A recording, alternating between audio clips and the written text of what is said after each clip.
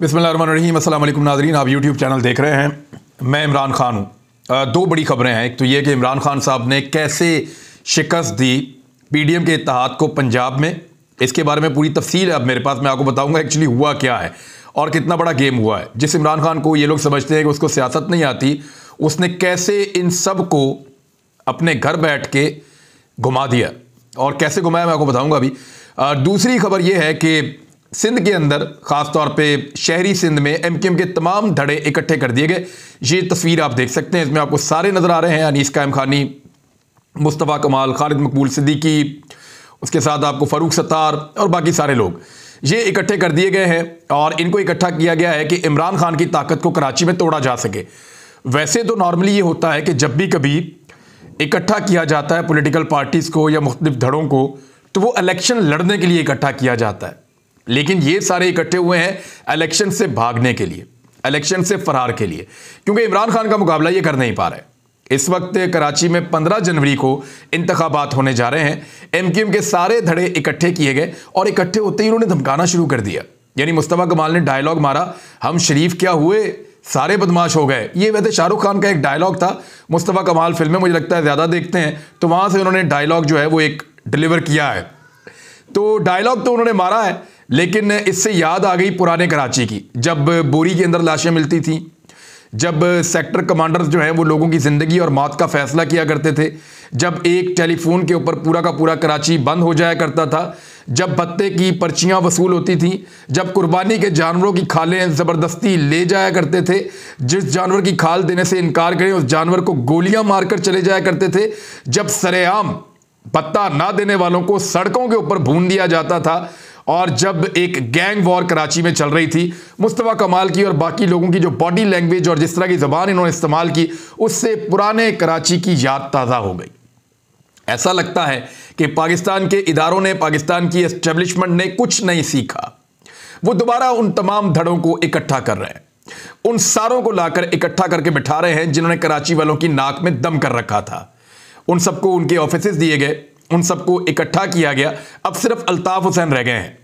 यानी नीचे का सारा स्ट्रक्चर दोबारा कायम हो चुका है, ऊपर सिर्फ एक अल्ताफ हुसैन बाकी है। तो अल्ताफ हुसैन को भी वापस आने दें और उनको भी अपनी पार्टी की क़यादत संभालने दें, क्योंकि अल्ताफ हुसैन के आने के बाद भी मुझे नहीं लगता कि ये अब कराची में इमरान खान का मुकाबला कर पाएंगे।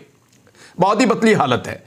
अगर इनको यकीन होता कि ये इमरान खान का मुकाबला कर पाएंगे तो ये सारे इकट्ठे होकर इलेक्शन लड़ते इमरान खान के खिलाफ 15 जनवरी को। लेकिन ये तो इलेक्शन से भाग रहे हैं, ये तो आगे लग के भाग रहे हैं। जो जहां से भागता है उसका सामना इमरान खान से होता है। हालांकि इमरान खान साहब की टांग जख्मी है अभी, वो अपने घर से नहीं निकले, लेकिन कैसे उन्होंने सबको घुमाया है वो सारी दुनिया देख रही है। मैंने कराची में बहुत सारे लोगों से पूछा, जो सहाफ़ी हैं उनसे भी पूछा कि ये सारे कुदरती तौर पर इकट्ठे हो रहे हैं या इनकी सियासी ज़रूरत है उसके तहत इकट्ठे हो रहे हैं या इनको इकट्ठा किया जा रहा है। तो मुझे 90% लोगों ने यही कहा कि जी ये इकट्ठा ही किया जा रहा है। ये मुमकिन नहीं है कि ये ऐसे इकट्ठे हो जाएं। यानी ये जो बीच में खालिद मकबूल सिद्दीकी बैठे हुए हैं, इनके बारे में जो बाकी आसपास बैठे हुए हैं वो बयानात दे चुके हैं कि ये रॉ का एजेंट है और ये बाकायदा इंडिया जाता था और ये वहां से रॉ का एजेंट है और ये इंडियन पासपोर्ट के ऊपर ट्रेवल करता रहा है। इस तरह की बातें ये खुद ही कहते रहे मुस्तफ़ा कमाल वगैरह। तो आज उसी के आसपास बैठे हुए हैं और उसी की क़यादत में एमक्यूएम को इकट्ठा करने पर मुत्तफिक हो गए हैं। और खालिद मकबूल सिद्दीकी को कैसे एमक्यूएम पाकिस्तान वाले चैप्टर की सरबराही मिली थी, ये तो सब जानते हैं कि वो जादू किसने चलाया था और किस तरीके से चला था। तो वहीं से ऐसा लगता है कि डोरियां हिलाई जा रही हैं और तमाम मोहरे एक मेज़ के ऊपर इकट्ठे कर दिए गए हैं। कराची के अंदर अब इनकी वो वर्थ नहीं रही, वो ताकत नहीं रही। एक खौफ के साथ ये कराची के ऊपर रूल करते थे। जैसे एक दौर में एस्टेब्लिशमेंट का बड़ा खौफ था पाकिस्तान में, वो जैसे चाहते थे मीडिया को मोड़ते थे, जैसे चाहते थे पॉलिटिकल पार्टीज़ को मोड़ते थे, जिसको चाहते थे जिस मर्जी पार्टी में शामिल करा देते थे, जिसको चाहते थे उसकी छुट्टी करवा देते थे, जिसको चाहते थे उसको ये बना दिया, उसको वो बना दिया, वजारतें तक बांटते थे, मखसूस नशस्तें तक बांटते थे। पाकिस्तान की एस्टेब्लिशमेंट ये सारे गंदे काम करती थी। लेकिन फिर हमने देखा कि एस्टेब्लिशमेंट का खौफ खत्म होता चला गया, बड़ी अच्छी बात है। इसी तरह एमक्यूएम का खौफ भी खत्म हो गया है। एमक्यूएम ने कराची में अपनी मकबूलियत की बिना पर कभी भी रूल नहीं किया। जैसे कि पाकिस्तान की एस्टेब्लिशमेंट है, वो पाकिस्तान में कभी मकबूल नहीं रही, लेकिन वो पाकिस्तान में उनका एक खौफ लोगों के ऊपर तारी रहा है, जिसकी वजह से वो यहाँ पे तकरीबन हुकूमत ही करते रहे हैं। इसी तरह इस मरतबा जो है, जैसे डिक्टेटर हैं 4, वो एस्टेब्लिशमेंट ही है, उन्होंने खौफ के बलबूते के ऊपर हुकूमत की है। लोग उनसे प्यार नहीं करते थे उतना। लोग पॉलिटिकल निज़ाम को ज़्यादा बेहतर समझते हैं जहां पे लोग वोट डालकर किसी को लेकर आते हैं, कोई ज़बरदस्ती आकर तो नहीं बैठा हुआ होता ना उसमें। तो इसी तरह जो एमक्यूएम है ये खौफ की बुनियाद के ऊपर कराची के ऊपर, हैदराबाद के ऊपर रूल करते थे। लेकिन अब इनका खौफ टूट गया। जब खौफ के बुत टूट गए हैं तो कराची इनको वोट नहीं डालेगा। हाँ, एक तरीका है कि दोबारा से बंदूकें उठाई जाए, दोबारा से बम चलाए जाएं, दोबारा से बारूद का ढेर कराची को बनाया जाए, दोबारा से कराची में कत्लो गारतगिरी की जाए, दोबारा से कराची के अंदर जो है वो बोरी बंद लाशें मिलें, दोबारा से कराची के अंदर भत्ते की पर्चियां मौसूल हों, दोबारा से कराची के अंदर जो है वो धमकियां दी जाएं, खौफजदा किया जाए, हरासा किया जाए, तो फिर हो सकता है कि दोबारा एमक्यूएम के लिए जगह बन जाए। अदरवाइज वैसे तो जगह बनती दिखाई नहीं दे रही। एक नॉर्मल इलाकाई पॉलिटिकल पार्टी के तौर पे तो एमक्यूएम हो सकती है, लेकिन नेशनल लेवल की ऐसी पार्टी जो बहुत बड़ा कोई डेंट डाले या बहुत बड़ी कोई कामयाबी हासिल करे, वो दिखाई नहीं दे रहा। और अगर वो दिखाई दे रहा होता कि ये तगड़ी और बड़ी पार्टी है तो ये सारे धड़े इकट्ठे होकर 15 तारीख को इलेक्शन लड़ते। लेकिन ये तो इलेक्शन से भाग रहे हैं। ये तो कह रहे हैं कि हम शारा फैसल के ऊपर कोई धरना वर्ना देने का इरादा रखते हैं। तो कराची की एक सड़क के ऊपर धरना देने से एमक्यूएम कुछ नहीं कर सकती। एक दौर था एमक्यूएम एक टेलीफोन कॉल से पूरा का पूरा कराची बंद कर दिया करती थी और कराची के इंतखाबात इनकी मर्जी और मंशा के बगैर नहीं हो सकते थे। लेकिन अब वो दौर नहीं है। अब ये सिर्फ एक सड़क बंद करना चाहेंगे, इसलिए कि हर जगह से थोड़े थोड़े कारकुन लेकर आएंगे। कोई मुस्तफ़ा कमाल लाएगा, कोई अनीस कायम खानी लेकर आएंगे, कोई जो है वो कारकुन इकट्ठे करेंगे, फारूक सत्तार, कुछ कारकुन खालिद मकबूल सिद्दीकी या कोई और। तो इस तरह थोड़े कारकुन इकट्ठे करेंगे और करके वहां पे 10-12 हज़ार बंदा इकट्ठा करके ये बैठा देंगे। ये भी मैं आपको ज्यादा बता रहा हूं। तो एमक्यूएम की अब वो वर्थ नहीं है, वो बात नहीं है। उधर अली जैदी जो है वो दंदना रहे हैं, वो ये कह रहे हैं कराओ इलेक्शन। मैं इनको बताता हूं, जमाते इस्लामी ने बाजू चढ़ाए हुए हैं, वो कह रहे हैं कराओ कराची में इलेक्शन, हम इनको बताते हैं। हाँ, पीपल्स पार्टी इलेक्शन के अंदर उतरी है क्योंकि पीपल्स पार्टी ने बंदोबस्त बड़ा जबरदस्त किया है और बहुत सारी नशिस्तों के ऊपर वो कोशिश करेंगे कि धांधली के साथ इलेक्शन जीत जाएं। उन्होंने निज़ाम को बड़ा कैप्चर किया हुआ है। कराची के जो सिंध के जो मेंबर हैं इलेक्शन कमीशन के, वो बाकायदा एक सरकारी नौकरी भी अलग से करते रहे हैं, डबल तनख्वाह लेते रहे हैं और उनके बारे में बहुत सारी मुबैना तौर पे बातें बड़ी मकबूल हैं। इमरान खान साहब उनके बारे में कह भी चुके हैं। तो वो उस मेंबर के होते हुए सरदारी साहब को ज़्यादा फिक्रमंद होने की ज़रूरत नहीं है। लेकिन क्या वो इतना बड़ा धांधला कर सकेंगे, इतना बड़ा झुरलू फेर सकेंगे 15 तारीख को कि कराची में पीपल्स पार्टी अपना मेयर बना ले? ये तो फिलहाल दिखाई नहीं देता। हाँ, ऐसा लगता है कि पीटीआई या तो अपना मेयर बना लेगी या फिर जमात इस्लामी किसी और के साथ मिलकर, 1-2-3 जमातों के साथ मिलकर अपना मेयर बना सकती है, या फिर जमात इस्लामी और पीटीआई का इत्तेहाद भी हो सकता है कराची में इस सारे माफिया के खिलाफ जो बनता चला जा रहा है। बहरहाल अब आपको बताते हैं कि हुआ क्या था। ये जो गुज़िश्ता रात जिस तरीके से एतमाद का वोट परवेज़ इलाही साहब ने लिया, इसके अंदर की कहानी क्या है मैं आपको बताता हूं और बड़ी इंटरेस्टिंग है ये कहानी। यानी मैं तो आज 1-2 लोग ये कह रहे थे कि इमरान खान साहब के भाई पाँव में गोली लगी है, दिमाग में नहीं लगी, और दिमाग उनका उतना ही तेज काम कर रहा है। तो किसी को ये लगता था कि उनको जख्मी करने के बाद घर बैठा के वो अपनी मनमानी करेगा तो इमरान खान साहब घर बैठ के उनको ज़्यादा सोचने का और प्लान करने का ऐसा लगता है कि मौका मिल रहा है, और उन्होंने मौका देखकर चौका मारा है। कैसे? पहले ज़रा खबर ले लें कि गवर्नर पंजाब ने वज़ीर आला को डी-नोटिफाई करने का हुक्म अपना वापस ले लिया और साथ ही साथ गवर्नर ने एतमाद के वोट की तस्दीक भी कर दी। राणा सनाउल्लाह रोते रहे, बाकी सारे अता तारड़ वगैरह सारे रोते पिटते रहे, इनकी खवातीन भी, बाकी सब अज़मा बुखारी वगैरह कि जी गलत हो गया, गिनती गलत होगी। हमजा शहबाज ने भी खप डाली हुई थी, उधर गवर्नर ने कहा नहीं जी हो गया जी, एतमाद का वोट भी हो गया, तस्दीक कर देते हैं और जनाब हम डी-नोटिफाई करने का हुक्म भी वापस ले लेते हैं। तो फिर अदालत ने मामला जो है वो निपटा दिया। आज सुबह अदालत के बारे में बड़े दावे कर रहे थे, मैं ये कर दूंगा वो कर दूंगा, अदालत सुबह ऐसे करेगी वो करेगी, कुछ भी नहीं हुआ, कुछ भी नहीं हुआ। राणा सनाउल्लाह साहब ने कहा था कि मैं पंजाब की हुकूमत वापस लिए बगैर इस्लामाबाद नहीं जाऊंगा, लेकिन अब वो पंजाब की हुकूमत वापस लिए बगैर अता तारड़ को लेकर वापस इस्लामाबाद चले गए हैं। अता तारड़ ने कहा था कि मैं सियासत छोड़ दूंगा हमेशा के लिए, हमेशा के लिए नहीं तो 2 महीने की छुट्टी ले लें, मेरे ख्याल में थोड़ा रेस्ट करना भी बेहतर होता है। बहुत ज़्यादा आसाबी दबाव ले लिया उन्होंने और अपने आसाब पे सवार कर लिया कि मैंने पंजाब का वज़ीर आला अपनी मर्जी का बनाना है। तो ऐसा तो नहीं हो सकता ना, पब्लिक की मर्जी से बनेगा। अब हुआ क्या इनके साथ, मैं ज़रा आपको ये थोड़ा सा बता देता हूँ। हुआ ये कि पाकिस्तान के कुछ बड़े ताकतवर लोगों ने टेलीफोन घुमाए थे और वो टेलीफोन किए गए थे पाकिस्तान तहरीक इंसाफ के चंद लोगों को, और उन लोगों को बाकायदा सख्ती के साथ ये कहा गया था कि आपने वोट नहीं डालना परवेज़ इलाही को।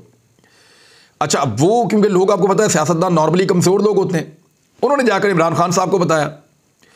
तो इमरान खान साहब ने कहा ठीक है, आपको कॉल आ गई है, आप देखिए। और इमरान खान साहब ने जिन्होंने कॉल की थी उनको ये यकीन होने दिया कि ये लोग इमरान खान के हक में वोट नहीं डालेंगे परवेज़ इलाही को। ज़रा इसको फिर टेक्निकली समझ लें कि इमरान खान साहब ने जो लोग टेलीफोन कर रहे थे उनके लोगों को, उनको अपने लोगों के ज़रिए से ये यकीन दिलवा दिया था कि ये लोग वोट नहीं डालेंगे परवेज़ इलाही को एतमाद का। तो उन्हें बड़ा कॉन्फिडेंस आया क्योंकि हमेशा उनकी बात मानी जाती है, बड़े ताकतवर लोग हैं।